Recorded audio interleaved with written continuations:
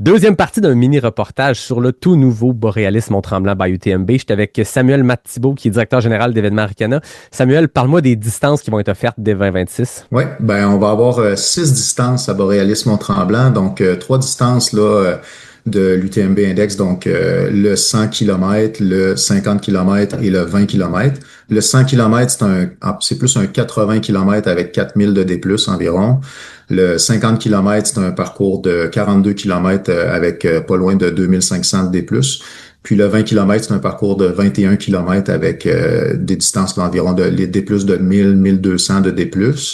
Un parcours qui se veut là, départ et arrivée en plein cœur du village de Tremblant. On tourne dans la montagne à Tremblant, partout là, dans les sentiers.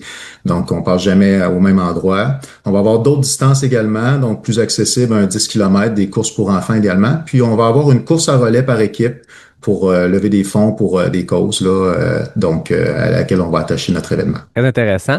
Vos choix de date vont peut-être faire grincer certains coureurs, comme c'est pile en même temps que l'Ultra Trail des Chic-Chocs. Comment vous expliquez ce choix-là d'aller vous positionner en même temps qu'un événement qui est déjà établi? Ouais, ben à la base, c'est certain que quand on a regardé le calendrier, on est devant un calendrier où que les fins de semaine sont pas tous ouvertes, donc on avait très peu de choix de dates là, pour faire notre événement.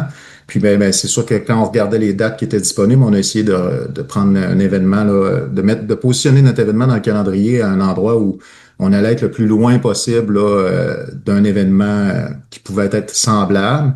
Donc, nous, on voit ça comme on vient enrichir l'écosystème, bien sûr, de course. On va être à 900 km là, de distance. C'est pas la même nature, c'est pas le même relief, c'est pas le même bassin non plus. On est vraiment dans l'ouest de la province. Je pense que l'ouest du Québec méritait d'avoir son événement majeur là, dans le calendrier aussi. Fait que c'est certain que c'est pas l'idéal, mais en même temps, on est en communication avec les gens de l'UTCC. Ça fait depuis le début du processus qu'ils sont au courant là, qu'on va se positionner là dans le calendrier. Puis c'est pas vu d'un mauvais œil, au contraire. Là, on vient, comme je le disais, enrichir l'écosystème de trail.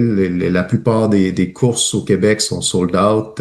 Donc nous, on est conscient là, qu'on va arriver avec une offre qui va être différente de ce qu'il y a déjà là. Donc voilà, Merci beaucoup, Samuel. ça fait plaisir.